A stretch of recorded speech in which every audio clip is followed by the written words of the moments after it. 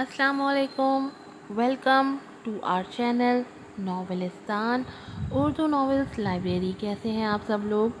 उम्मीद है सब ठीक ठाक होंगे, खैरियत से होंगे और अच्छे से हमारे नॉवेल्स को एंजॉय कर रहे होंगे। मेरी म्यूज़िक वाली एपिसोड्स का तो आप लोगों ने ऐसा खाना ख़राबा किया है ना कि किसी भी एपिसोड पे व्यूज़ ही नहीं आए हैं, इसीलिए मजबूरन मुझे वॉइस डब करनी पड़ रही है।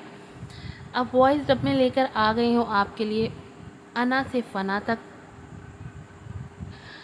अब क्या हो रहा है जुन्नून की ज़िंदगी में और यारिक शाह की ज़िंदगी में, दोनों की बीवियों ने सही की बजाई भी है दोनों की, और जो दोनों पूरी दुनिया में अकड़े अकड़े घूमते थे, घर आते आते भीगी बिल्ली बन जाते हैं। तो चलें जानते हैं आज की एपिसोड का हाल। जल्दी से चैनल को सब्सक्राइब कर दें, वीडियो को लाइक कीजिएगा, शेयर कीजिएगा और अच्छे अच्छे रिव्यूज़ भी दीजिएगा। बढ़ते हैं अपनी एपिसोड की तरफ से। अना से फ़ना तक, एपिसोड नंबर 21, और राइटर है एमन रज़ा। ये तुम्हारी आंखें इतनी सुर्ख क्यों हैं? उम्मीद ने आहिस्ता आहिस्ता सीढ़ियाँ उतरते उसके करीब आते कहा। कोई तो चीज़ थी जो उसे यारिक शाह के करीब जाने से रोक रही थी, मगर क्या, वो समझ ना पाई। उसकी बात पर वो मदहोश भरी हंसी हंस दिया और सर पीछे सोफे की टेक से लगा लिया था, जैसे उम्मीद की बात पर उसने लुत्फ़ उठाया हो काफ़ी। तुम सुन रहे हो मेरी बात? तुम्हारी तबीयत तो ठीक है ना? वो ना चाहते हुए भी इंसानी हमदर्दी के तहत उसके करीब आती, उसे टस से मस होता ना देखा तो उसका कंधा हिलाती उससे दरियाफ्त कर गई, मगर अगले ही लम्हे वो उसका हाथ झटके से खींचता उसे अपनी गोद में बिठा गया था। आह!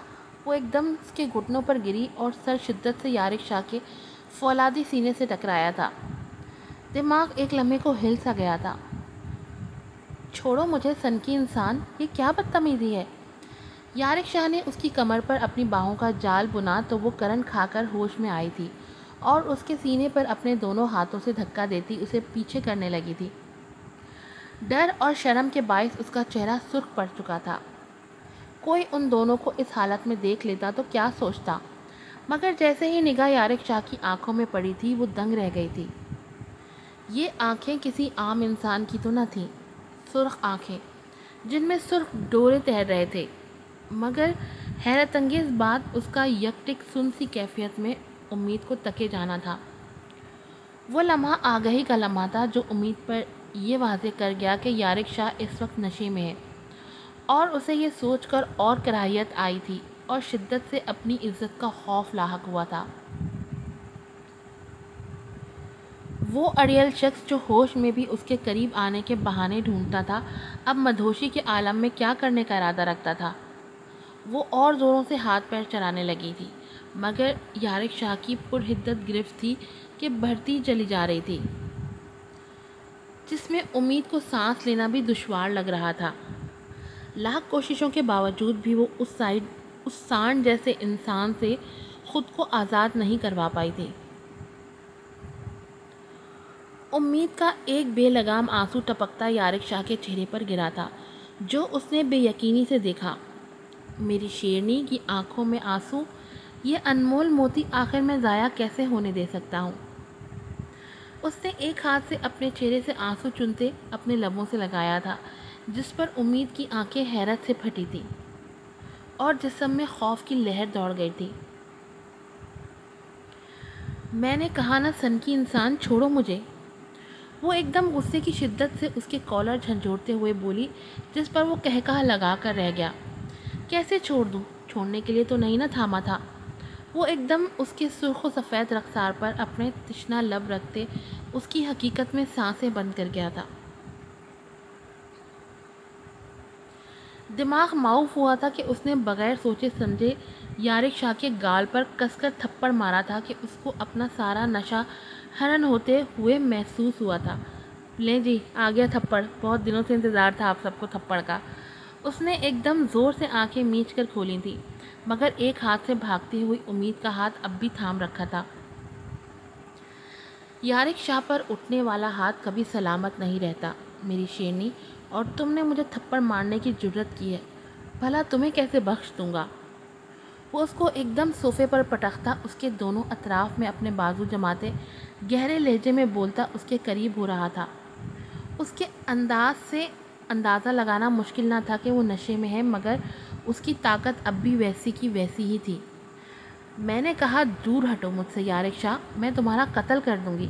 کسی اور کا تو مجھے نہیں معلوم، پر تمہاری نزدیکی مجھے مجبور کر رہی ہے کہ تمہارے خون سے اپنے ہاتھ رنگ لوں۔ اس نے امید کے قریب آتے اس کے ماتھے پر لب رکھے تھے، پھر ناک پر جب امید غرا کر بولی تھی۔ چہرہ لال پڑ چکا تھا، گردن کی رگیں واضح ہونے لگی تھیں جن پر یارق شاہ نے اپنے تشنہ لب رکھے تھے۔ بخدا یارق شاہ، اگر اب تم ایک بار اور میرے قریب ہوئے تو میں تمہیں زندہ نہیں چھوڑوں گی، وہ جھٹپٹاتے ہوئے بولی تھی۔ آنکھیں بند کر اس نے شدت سے دعا کی تھی، خدا سے کہ کسی فرشتے کو تو بھیج اس کی مدد کے لیے۔ اس سے پہلے کہ یارق شاہ اپنی ہر حد تجاوز کر جاتا، پیچھے سے آتے عمیر نے اسے کندھے سے دبوچ کر نیچے پٹکا تھا۔ کیا پاگل ہو گئے ہو تم یارق شاہ؟ وہ اسے قہر بھری نگاہوں سے دیکھتا بولا۔ نظر جب امید پر پڑی تو اگلے ہی لمحے جھک گئی تھی، کیونکہ اس کی گردن پر یارق شاہ کے آثار صاف واضح نظر آ رہے تھے۔ آپ ٹھیک ہیں؟ وہ نظریں چراتا بولا تو امید نے اسے نظریں چراتے دیکھا تو سامنے آئینے میں نگاہ گئی اور اپنی حالت دیکھ اس کا دل کیا شرمندگی سے ڈوب مرے۔ اس نے فوراً اپنی شرٹ کا کالر درست کیا اور شرٹ کو گردن تک بند کر لیا تھا۔ آنکھیں شرمندگی کے احساس سے بند ہوئی تھیں۔ بھائی بیچ میں مت آئے، یہ بیوی ہے میری، مجھے رات گزارنی ہے اس کے ساتھ، پیچھے ہٹیں۔ یارق شاہ پھر سے بے لگام ہوتا اس کے قریب آیا تھا تو وہ ڈر کے مارے عمیر کے پیچھے چھپی تھی اور اس کا کرتا پیچھے سے دبوچ لیا تھا۔ یارق شاہ سے بچنے کے لیے جو عمیر کے پیچھے چھپی امید کو نکالنے کی تگودود میں تھا۔ ہوش کرو یارق، کمعقل انسان، بے شک وہ بیوی ہے تمہاری، مگر اس میں اس کی رضامندی شامل نہیں، اور یہ رات نہیں صبح کا وقت ہے۔ امی نے تمہیں یہ سب کرتے دیکھ لیا تو قیامت ڈھا دیں گی اس لڑکی پر۔ عمیر اس بپھرے شیر کو پیچھے دھکا دیتے بولا۔ امید کی آنکھیں تشکر سے نم ہوئی تھیں۔ کوئی تو شخص اس حویلی میں ایسا تھا جو اس کی حفاظت کر سکتا تھا۔ شکریہ۔ اس نے نم آنکھوں سے اس کا شکریہ ادا کیا تو وہ سر خم کر کے رہ گیا۔ بہتر ہوگا آپ یہاں کا لباس پہنیں، یہ میرا حکم نہیں مشورہ ہے۔ وہ سادگی سے بولتا اس کے دل کو چھو گیا تھا۔ مگر میرے پاس یہ لباس نہیں ہے، وہ فوراً صفائی دیتے بولی تو وہ مسکرایا۔ آپ فکر مت کریں، آج آپ تک آپ کے سارے کپڑے پہنچ جائیں گے، وہ مسکرا کر کہتا بمشکل یارق شاہ کو کھینچتے ہوئے وہاں سے لے جا چکا تھا، جو اب شور کرنے لگا تھا۔ پیچھے امید بے جان ہوتے قدموں سے زمین پر گری تھی اور سجدہ شکر بجا لائی تھی۔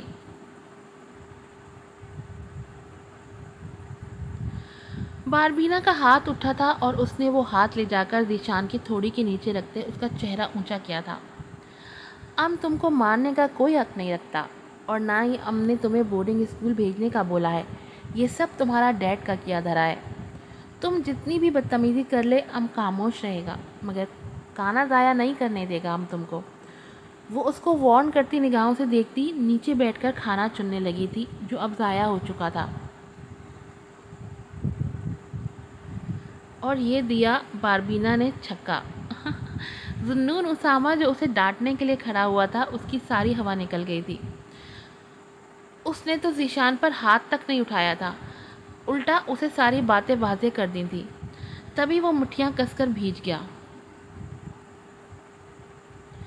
ڈیڈ آپ مجھے بھیجنا چاہتے ہیں ہاسٹل تو یہ آپ کی غلط فہمی ہے، میں اس گھر سے کہیں نہیں جاؤں گا، وہ چیخ کر بولتے ہوئے ذوالنون اسامہ کو اچھا خاصا جلا چکا تھا۔ وہ اب ذوالنون اسامہ کے مد مقابل آیا تھا۔ اچھا، اور ایسا کیوں ہے؟ اگر میں تمہیں بھیجنا چاہوں تو تمہیں جانے سے کوئی نہیں روک سکتا، سمجھے تم؟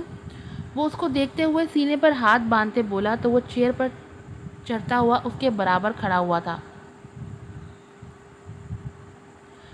میں نہیں جاؤں گا، نہیں جاؤں گا، نہیں جاؤں گا، آپ گندے ہو ڈیڈ، بہت گندے، آپ مجھے یہاں سے بھیج کر لورین آنٹی کو لانا چاہتے ہو، I hate you dad, I hate you, وہ چلا چلا کر اس کے منہ پہ کہہ رہا تھا، جس پر اسامہ کا غصے سے چہرہ سرخ پڑ گیا تھا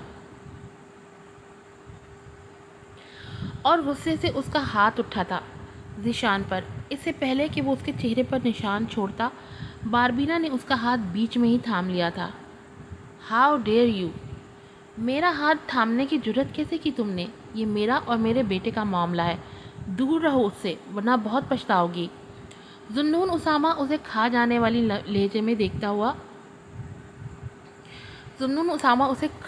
والی نظروں سے دیکھتا ہوا بولا تھا۔ ذیشان بھی اسے حیران کن تاثرات کے ساتھ دیکھ رہا تھا، جو اس کے اتنی بدتمیزی کرنے کے باوجود بھی اس کے اور اس کے باپ کے درمیان ڈھال بنی کھڑی تھی اس کی۔ آخر کیوں وہ اس کو اس کے باپ سے بچانا چاہتی تھی؟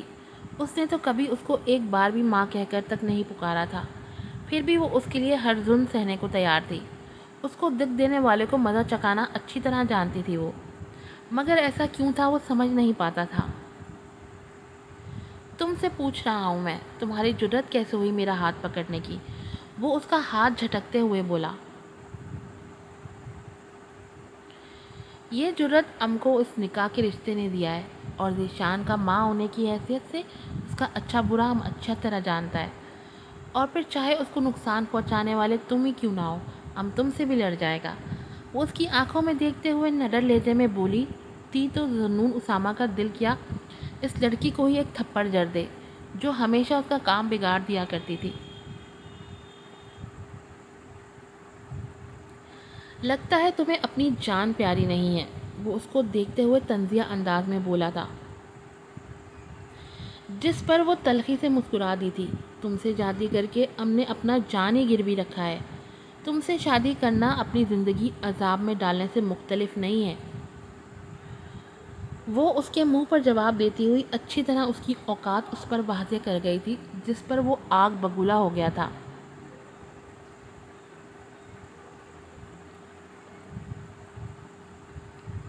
کیا کہا تم نے؟